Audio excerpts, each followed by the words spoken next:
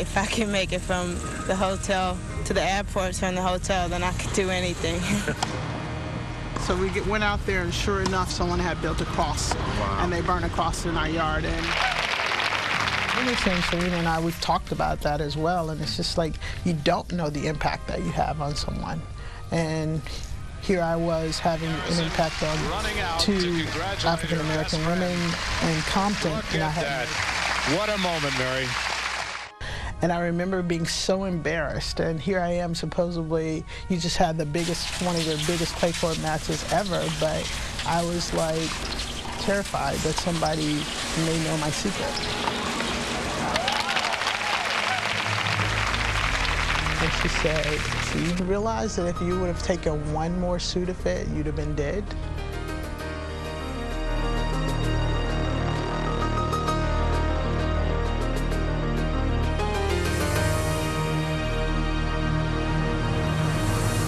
Growing up in Southeast Houston, Zina Garrison didn't even pick up a tennis racket until she was 10 years old. By 17, she was the #1 junior player in the entire world. But as Zina became a public hero to many, she waged a private war against her own body in a decades-long battle with bulimia. Once so low, she tried to commit suicide. Zina is now an internationally recognized humanitarian, dedicating her life to helping the most helpless among us. I'm Steve Bunin, and this is my life. Zina Garrison.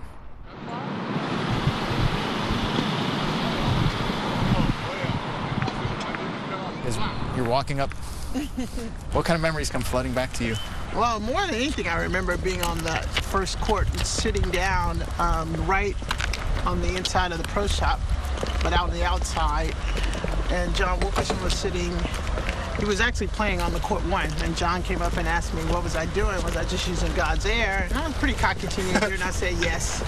And my brother was playing baseball right behind here, and he asked me if I wanted. John asked me if I wanted to play, so I hit the first ball over the fence, and I was like, yes! I was like so excited. You literally had no idea what the rules were. No. So John then said, you know, you little white lines, and I said yes, and he said, well, I need you to keep the ball in the white lines. And I choked up on my racket, which has been a bad habit for anybody that knows a tennis player. Yeah. And I kept the ball in and been playing ever since. Tell me about how Bill Cosby ended up affecting your career. Bill Cosby came out to do a tennis clinic here at McGregor Park. So excited because, you know, he was a putting guy and everybody knew him. And I came back out and I was right here in court one, and out of 100 kids, he picked me to hit with, and he's like, you know, because of me, you know, you have the career and you started playing, but I still to this day have no idea why he picked me out of all those kids. 30 kids that came here, started to come here every day, is Lori McNeil and myself were the youngest. And we used to hit on the backboard all the time, the backboard over there and the backboard over here. Lori and I would compete with each other. It's like, I bet you I can hit 100, I can hit 150. So we would hit forehands, backhands all the time. Lori and I had the most determination. So we've talked a little tennis, but let's start at the beginning. November 16th, 1963. Yes. You were brought into this world. Tell me, who was your family? Well, it's really an interesting story because my mom actually thought that I was a tumor. The doctor actually told her that she had a tumor and that I was going to need to be cut out a couple of months later. My mom had already had 6 kids. My grandmother came down from Fort Worth, Texas, and immediately saw my mother and said, you don't have a tumor, you're pregnant. I had an older brother that actually played baseball. Willie, right? Yeah, Willie, and he actually died at the age of 21.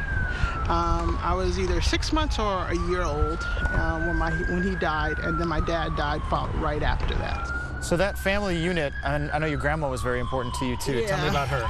My grandmother actually was extremely special. My grandmother was very disciplined. Like, she hated people to lie. That was her big thing. We couldn't even say the word liar in our house at all. Everything was about honesty, about being trustworthy, and also about character as being a person. And my mom and my grandmother always instilled in me, and whatever we did, anyone in our family, you should not just try to be average at it, you should be the best in it. And I used to hear constantly, if you're going to be a housekeeper, you better be the best housekeeper. If you're going to be the doctor, you better be the best doctor. Mm-hmm. But I had no idea that I would even play a game that we never even heard of, really. I played my first tournament over in Herman Park. They had like 2 courts there, and I played my first tournament, got my first trophy. One thing that I understood right from the beginning is if I kept the ball in play, and if I ran down everything, that I could possibly win. The first time I go to California to play, I got a friend out there. He has a daughter in the tournament. And he's trying to get me ready. He said, John, in the 3rd round, Zina got this top girl. She's real good. So I'm just getting you ready. Don't be disappointed. This girl is real good. So I'm saying, you know, yeah, man, I know Zina's good too. You don't know who you're talking to. That girl beat Zina 6-0, 6-0. You hear me? It was a wake-up call. But as God had it, a month later, we had to play again in a tournament in Savannah, Georgia. Zina beat that girl to death. Tell me about John Wilkerson, because as you said, your dad died before you even turned 1. I mean, do you remember kind of searching for a father figure and he filled that role, or it just sort of was a more natural progression? John naturally took on that role, and my mother allowed it to happen very much because I love the game so much and I love being out here. And if you ever have a chance to meet John, he's just a natural motivator and a natural, like, he loves kids. Okay, let's go. Move it, move it. Loves passing on wisdom, and I was just really fortunate enough to come across this park, McGregor Park, and have someone like him in my life. And then as a black person in what is essentially a white sport, certainly back then and even now, tell me some of the times that you encountered racism as a young 10, 11, 12-year-old girl. Well, it's very interesting. It's like, growing up in Texas, it was there, very much so. Being in a Texas tournament, and Lori and I had become very good players before. And so Lori and I should have really been on the opposite half. And a lady came to John and said, put all those people together, meaning put me and Lori together so we'd have to play each other, and then it would open up the whole thing. So I remember going to a tournament in New Jersey. We were staying with one of the players that John had taught here. Their father lived in New Jersey. And I looked outside and I said, I think there's something burning in the front yard. So we went out there, and sure enough, someone had built a cross. Wow. And they burned a cross in our yard. By this point, you'd already met Althea Gibson. It was very special. I mean, when I had the chance to meet Althea, I think I was 15 or 16 years old. It was for a camp for the black girls that were on the tour at the time. And I remember her taking me to the side and said, you don't work hard enough. I said, what do you mean don't work hard enough? I run the bio, I do this, you know what? She said, if you want to play professional tennis, you have to work 20 times harder. You have to be 20 times better. You're not going to get the same opportunities as your counterpartners have. So all those things started to kind of click in my head, and I remember coming home and telling my mother, I don't want to play this game. Like, you mean I got to run more than what we're already running? We got to do more push-ups, and I remember saying to myself, like, but I'm not a quitter. My mother has instilled in me being the best that you can be, my grandmother. So I just decided one day, I came back and I told John, like, I want to try to go for this. I want to be a pro. If we had to run the bios, like 2.5 miles, I'd run it, and then I'd go run it again.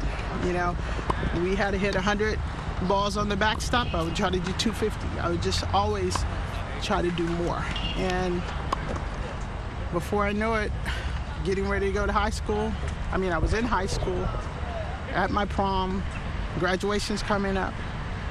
My first professional tournament is the French Open. Arthur Ashe came down, convinced me and convinced my mother and my sisters that she should turn pro. She's already beaten everybody that she could possibly play in college. I couldn't really make up my mind whether I was going to go to college or else I was going to turn professional. You skip graduation, yes, go to the French Open, and get to the quarterfinals. That was crazy. What was that experience like? It was, first of all, I never got to the quarters since. It was amazing, but I never forget my agent at the time, Sarah Fonashari, came in, and I had just lost in the quarters to Martina, and somehow she had gotten all this, like, all my paycheck, like, in just money, and she threw it on the bed, and she said, if you work hard, you can get more. They said I tried to commit suicide. I say that I just wanted the pain to go away, whatever it was. I was in the hospital. I remember this lady walking up to me, and she stood over me, and she said, how dare you? I think that Zina was a key piece to the linkage. She is a key piece to that linkage of not just African-American tennis, just American tennis in general. She's a great player. As you start to climb the rankings, then it's 1983 when your life changed in a huge way with the passing of your mom and what happened after. What was your first experience with bulimia? My mom was the only person I felt that loved me for me, not for Zina, the tennis player. And I had a cousin who was a model in Los Angeles, and I went out there to just kind of get away from things when my mom died. And you know, I was like, oh, how do you keep your weight down? And so she told me, you know, oh, basically I binge and purge, and that was something I probably never should have learned, but that was the way I started to binge and purge from age 19 to probably 29. And what was the connection between wanting to purge your body of food and your mom passing? Control. Everything else around me was going 100 miles an hour. The world that I was in, I was supposed to be the next Althea Gibson, so all the pressure. My body type didn't look like the rest of the world that played tennis. And it was the one thing that I felt I could control, because I could actually do it in the privacy of my own hotel room, my own bathroom. How did it start? I'm actually extremely scary. It's like things that I'm not a person that tries things, you know, and so when I go into something, I go into 100 miles an hour. There's a euphoria kind of happens after you binge and purge, and I like the feeling of it. I like feeling that I was in control of my life again. And once I dove into it, I dove into it very hard. When you looked into the mirror at that point in your life, what did you see? I remember going to therapy, and I remember drawing a picture of this person with this really teeny tiny waist and a real, I look like an elephant, you know, with a very small, big bottom but a very small waist. And I remember looking at that picture 3 months later, and I was like, who drew this? And it's like I had no concept, but it took a lot of therapy and reading and diving into the fact that, you know, my dad actually died. He didn't like abandon my life, but I took it as abandonment. Well, you had the loss of your father, your brother, then your mom passed away in '83, and at the same time you're starting to climb up the ranks quickly. What made bulimia the thing to turn to? I could be in my hotel room, I could play a match, I could come back, I can order all the food that I wanted to eat and do whatever I wanted to do, but I could still go out and no one knew that I was doing it, you know? And in some weird way, you feel like you're gonna lose weight or whatever, but you don't.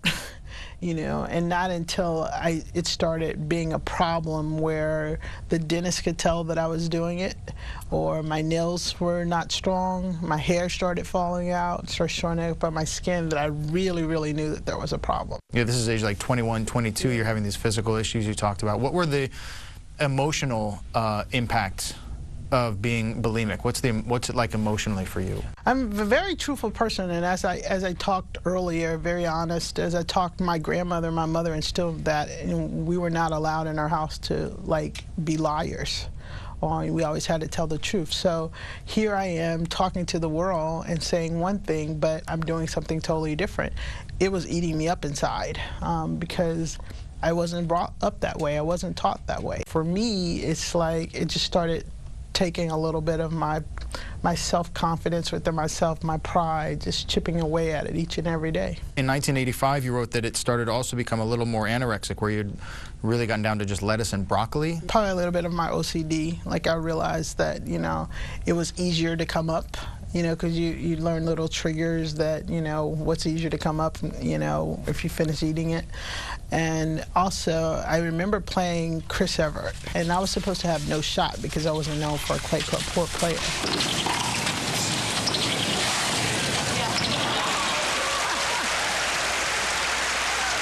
And I remember beating Chrissy like 3-2 or 3-3 or something like that. And I remember being interviewed right after. I didn't think Chris played as well as I've seen her play, but I am glad that I beat her, and thank everyone I remember someone saying, one of the camera people or something said, yo, you got something on your face.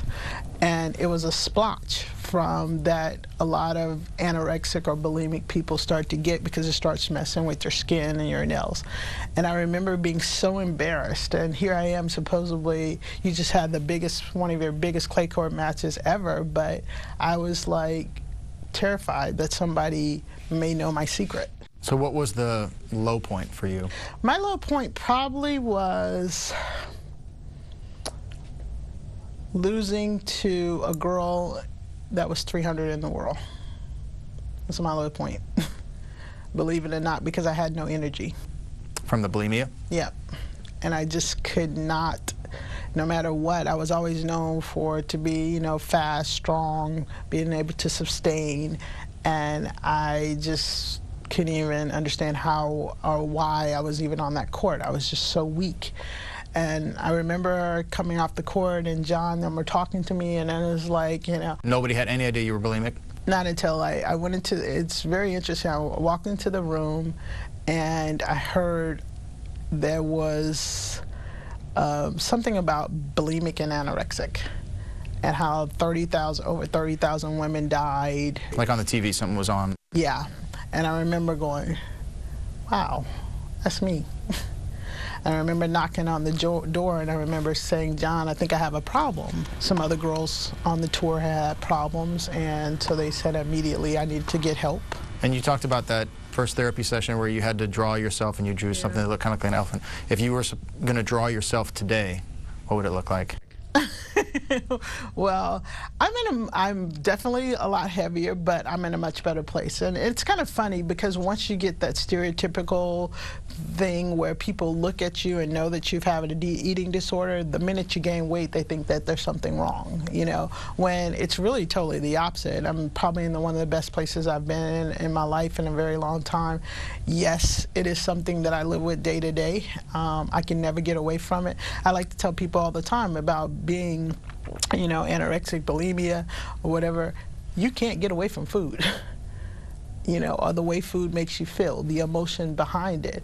You know, if someone was on drugs or alcohol, you can kind of sometimes take yourself out of that place. You know, I unfortunately have a disease in anorexia bulimia that I can't get away from it. And so, but one of the best things that I've done for myself is to go back in the foundation that my grandmother and my mother put in front of me and to be honest with myself. And that's all I can do.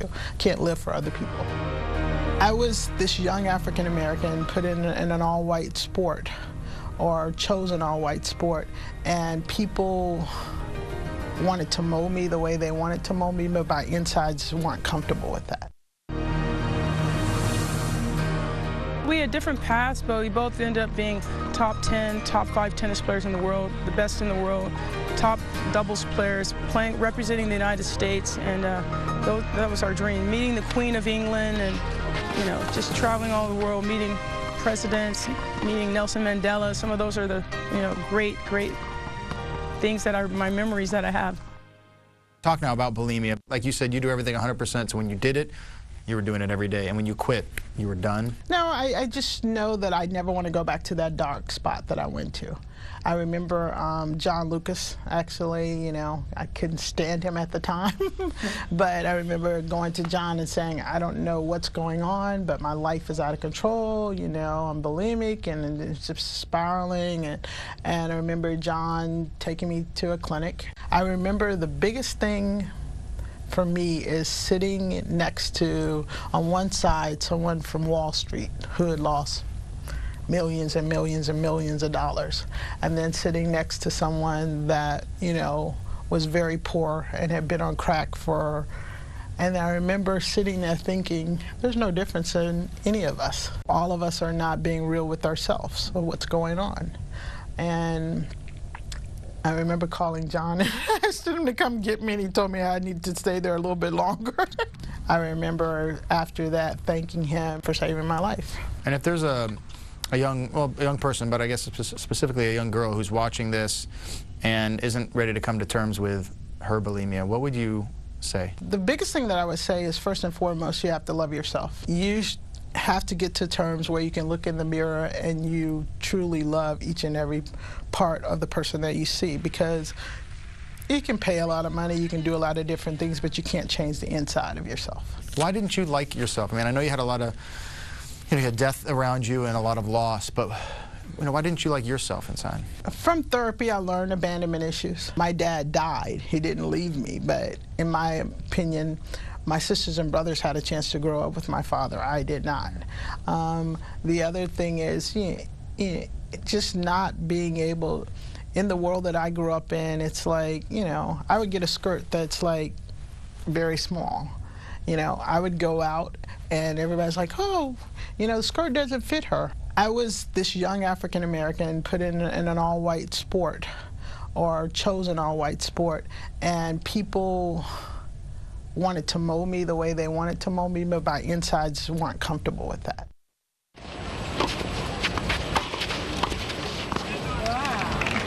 One fascinating part of this, your life's journey, which is to have Lori McNeil side by side with you from about age 10 through today. We know each other's game really well, and it's always very competitive, and you know, our styles match up really well. So you guys go through the ranks as juniors, you turn pro, she goes to college, but by 84, 85, 86, you're both pro, and you're moving up. Two black girls from Houston that are like really almost best friends or best friends.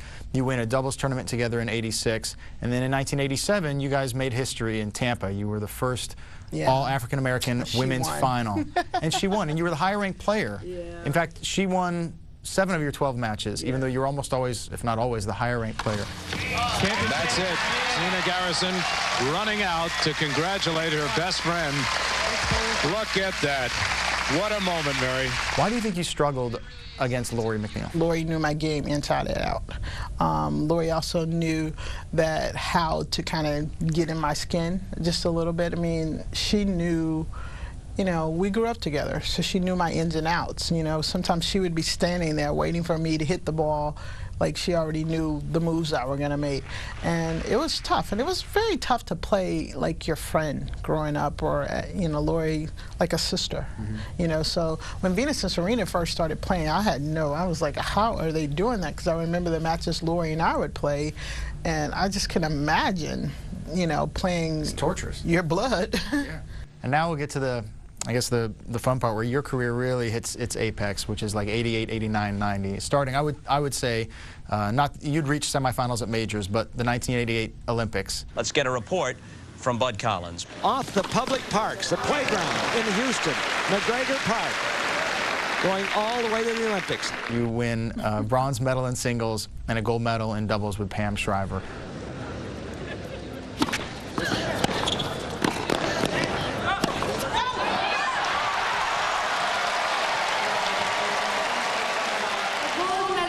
And the Olympic champion, the United States of America, Pam Shriver, Zina Garrison.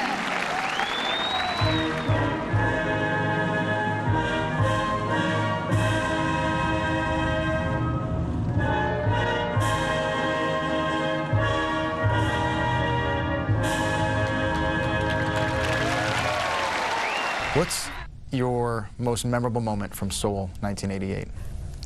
My brother yelling down from the stands, my nickname, childhood nickname, and saying, "You can do it." And I remember having that thought process, like, wow, if it wasn't for my brother, I wouldn't even be on this court. To me, I think it means a lot because of the fact that, you know, the neighborhood that I grew up in was predominantly black, and, you know, to win an Olympic medal was always great. To think that a young girl from McGregor Park that was sitting there watching John Wilkerson, my brother, playing baseball behind me, and John walking up and asking me, and here I am in Seoul, getting ready to possibly, you know, win a gold medal. You do so well at the Olympics, it bleeds over to the U.S. Open, where you had one of the most important matches of your career, I would think, which was the quarterfinals against Martina Navratilova, who you'd never beaten in 21 tries. Horrible. You have 4 match points that you blow.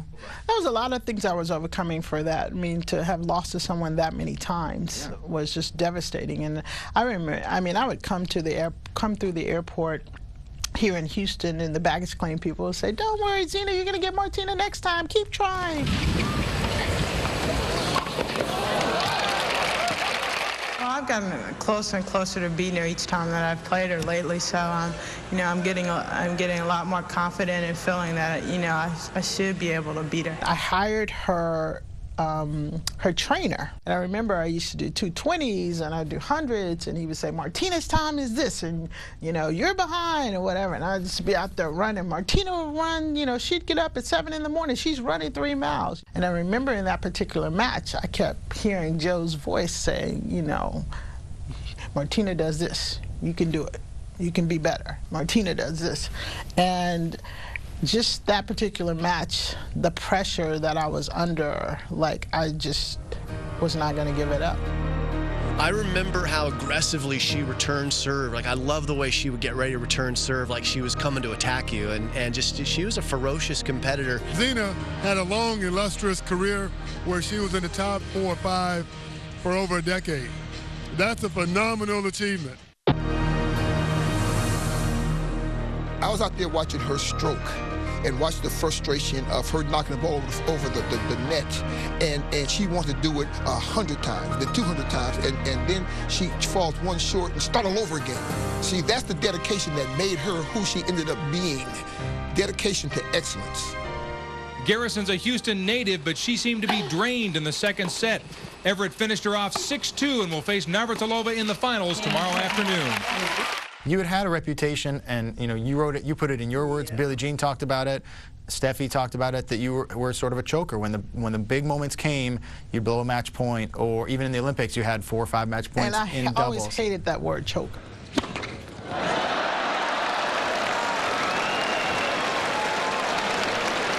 You kind of own up to it a little bit. I think the biggest thing is, first and foremost, I had to own up to my word of it. Being able to distinguish wanting it so much that I tense up, that I allow myself to choke, or could I just relax and be grateful of the outcome that I would probably win. And it took me a lot to kind of get to that point. Well, the Martina match was, you know, an epic one that certainly showed that you would overcome that. And then '89 U.S. Open, everyone is talking about this as Chris Everett's final major.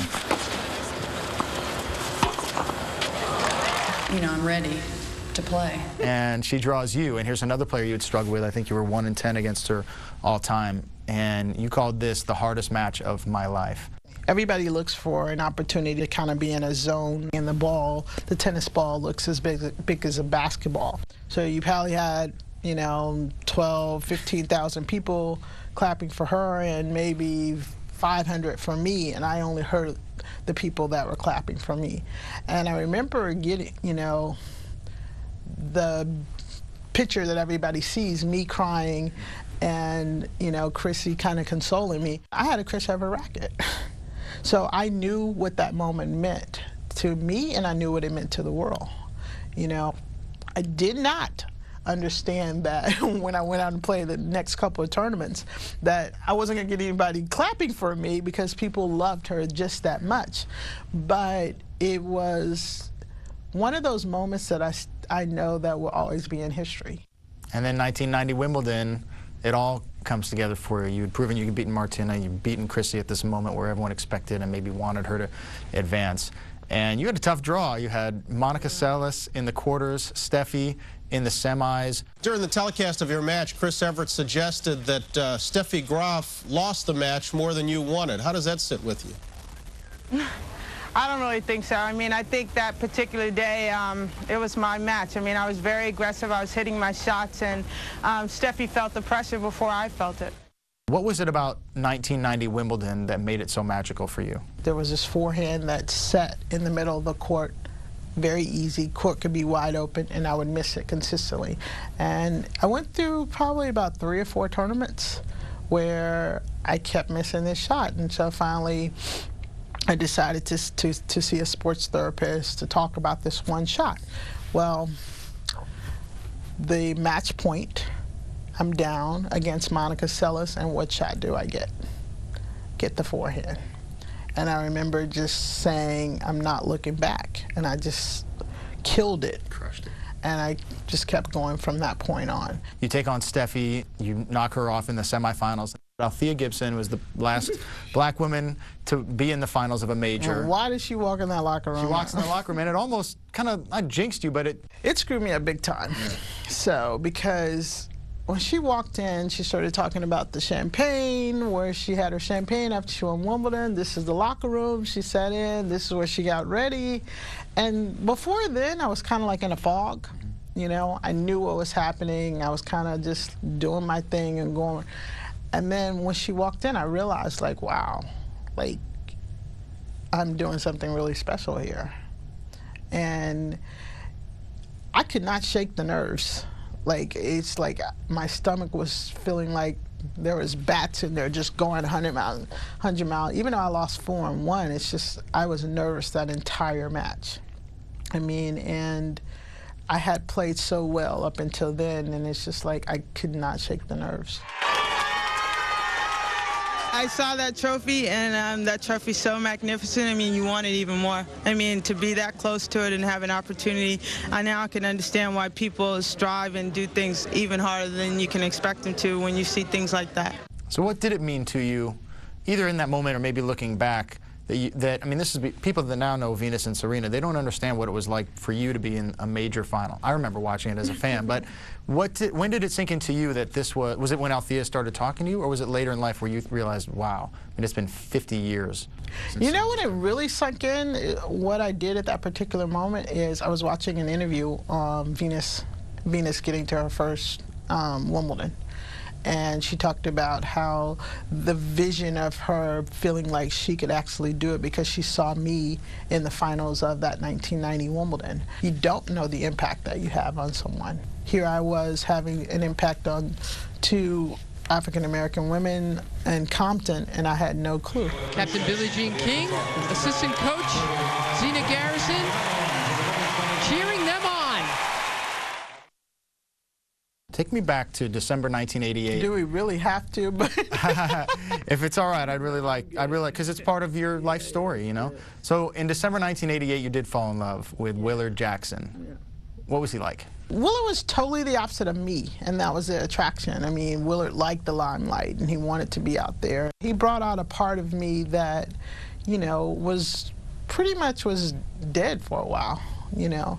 And it just kind of helped my confidence so much. It was like crazy. You said you wanted to retire in 1995. That was a real big year for you, and he encouraged you to play one more year for financial reasons. You're capable of beating these girls, and then, you know, you're not. So, you know, I like to go out with a little bit of dignity. He was kind of doing his own thing, and, you know, the marriage went totally south, and but he had convinced you that it was like, we need the money, play one more year? Yeah. And in reality, the truth was something else. It was not the financial situation at that time. It was definitely something else. It was something that you've written about. He was having an affair with your best friend. Yeah, yeah. Well, she wasn't a best friend, obviously. What was a good friend? What, I mean, how did you find out?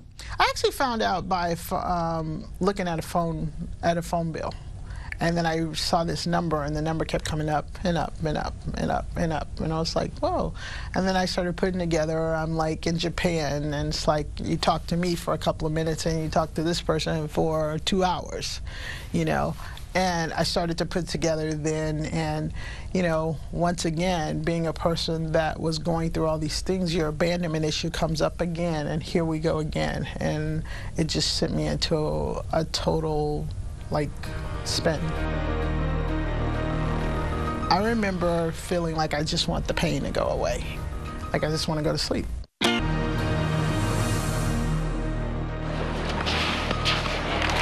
Sure enough, someone had built a cross, and they burned a cross in our yard. At my prom, graduation's coming up. My first professional tournament is the French Open. What made bulimia the thing to turn to? It was the one thing that I felt I could control. Then you retired in '96, the marriage is dissolving, and then at that point you relapsed into bulimia. What happened? I remember basically asking him to sign the divorce papers. I remember just going into a world, like everything just seemed like it was spinning 110 miles an hour. And I remember feeling like I just want the pain to go away. Like I just want to go to sleep, basically. And I remember taking some Tylenol and some Sudafed, and I remember only having one Sudafed. But thank God I only had one Sudafed. And I remember passing out. One of my best friends, like, knocked my door down or whatever, because evidently I called her before.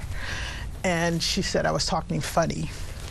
And I remember going to the hospital and, you know, basically, you know, they said I tried to commit suicide. I say that I just wanted the pain to go away, whatever it was. I was in the hospital. I remember this lady walking up to me, and she stood over me, and she said, "How dare you?"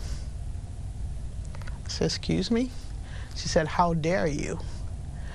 And I said, "What do you mean by that?" So she said, "One of my best friends committed suicide." And she said, "Do you realize that if you would have taken one more Sudafed, you'd have been dead?" The person never thinks about who they leave and how they feel and what they go through.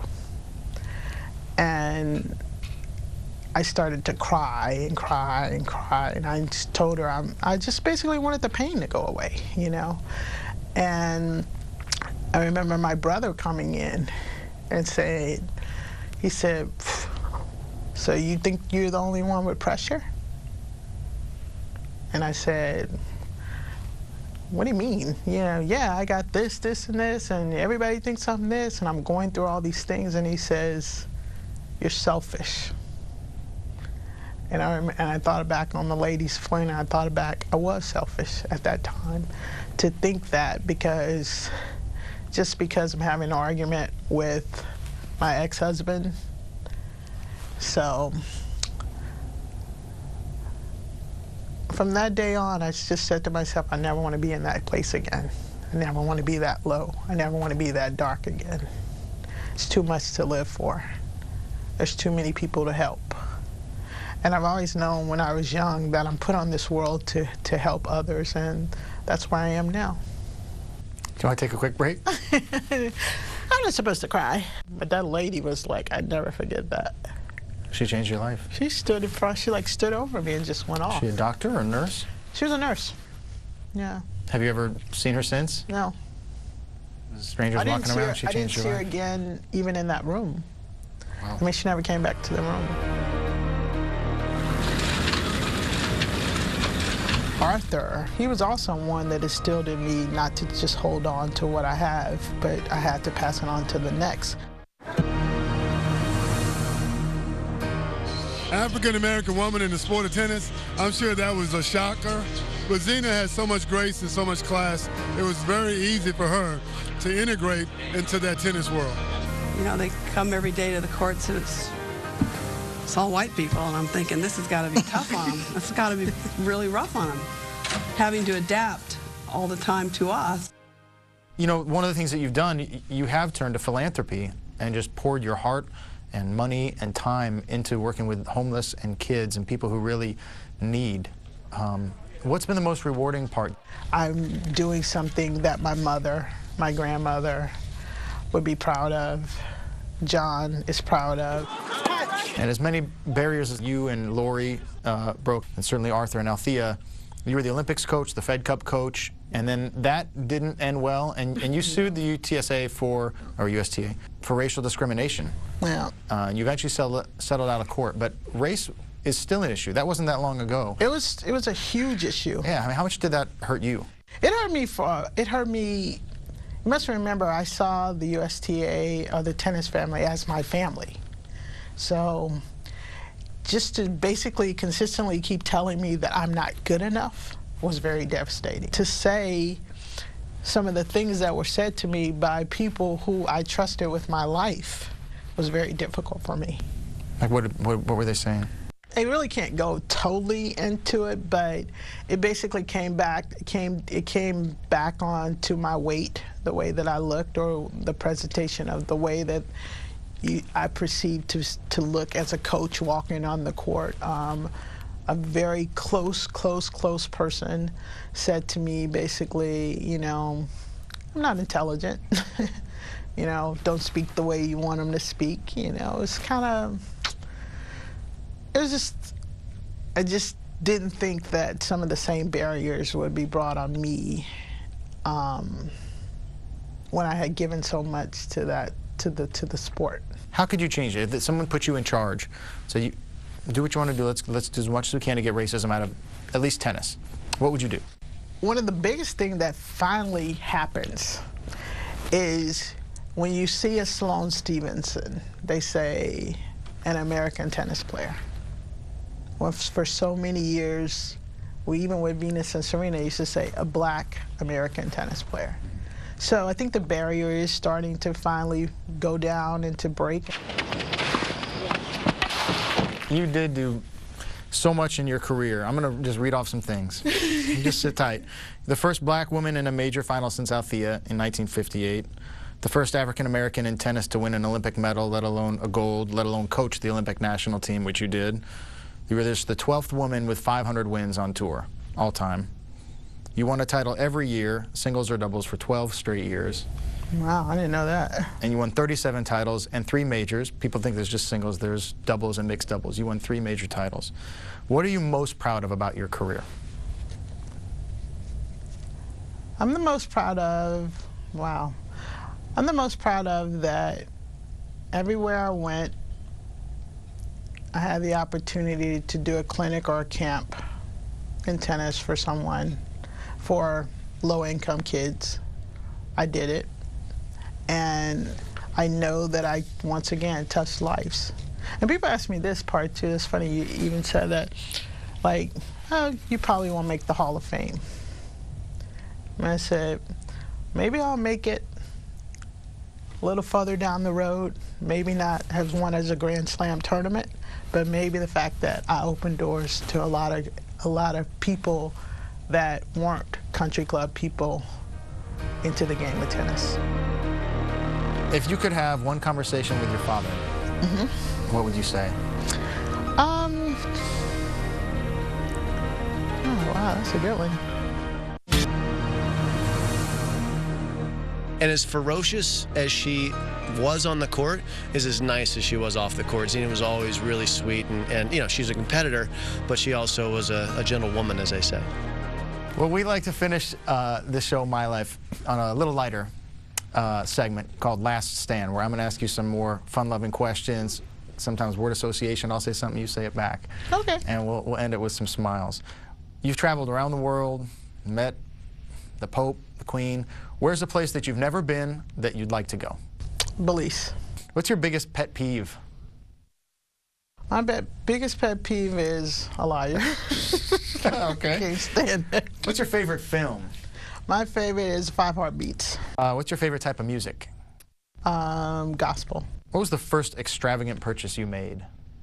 A handbag. I still have problems with handbags. No, but also the first car that I got was a convertible Volkswagen. How old were you? I was 18. Look out on the sidewalks of Candy Houston. apple red. Candy apple red. Who's the most famous person you've met? One of the biggest people that I was just amazed of meeting was Lady Di, Princess Diana. What was she like?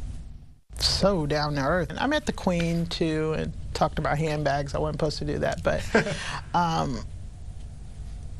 I just could not believe she was that down to earth. All right, let's play some word association. I'll say a name. You tell me the first thing that comes to mind. Althea Gibson. Strong. Arthur Ashe. Wisdom. Lori McNeil. Funny. Barack Obama. Oh, I wouldn't want his job. Martina Navratilova. Very open-minded. Chrissy Everett. Strong. Strong and stubborn all in the same time. Steffi Graf. Steffi and I, she used to love black movies, so I would always see her at movies. Me and Steffi are more alike than a lot of people would have ever imagined. Monica Seles. Probably one of the most mental people I've ever met. What I mean by mentally tough on the tennis court than I ever met in my life. Billie Jean King. Amazing. Simply amazing. Zina Garrison. Maybe too humble for her own good sometimes. You won 587 matches. Which was your favorite? Martina Navratilova winning for the first time, because still remember this homeless guy outside the Plaza Hotel asking for money. I just beat Martina, and he turned around and he's like, Zina Garrison, Garrison, way to go. You finally got her. You lost 271 matches. Which one hurts the most?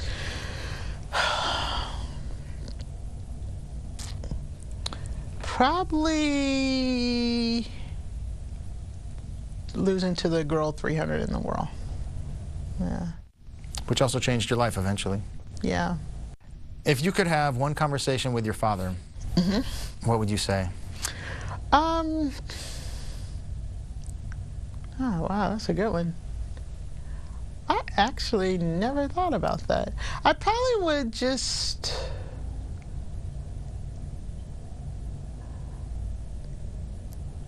Did I get my heart from you? What do you think he would say to you? He's proud of me. Zina Garrison, thank you for sharing your life with us on My Life. Thanks for having me.